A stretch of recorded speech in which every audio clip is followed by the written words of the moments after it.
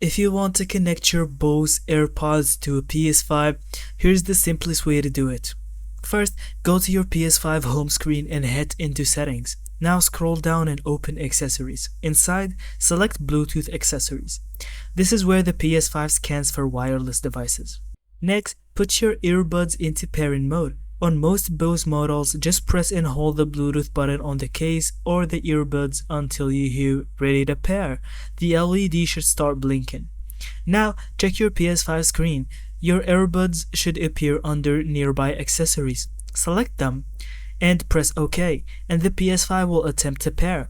But here's the important part: the PS5 does not support standard Bluetooth audio, so you may get an error or no sound. To fix this, you'll need a Bluetooth audio adapter. Plug it into your PS5 USB port or the controller's audio jack.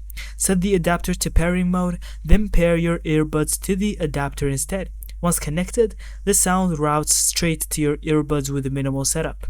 Finally, adjust the audio by pressing the PS5 controller PS button, opening sound, and choosing your audio input. And that's it. Thank you so much for watching. I hope you found this video helpful, and don't forget to leave us your thoughts in the comments.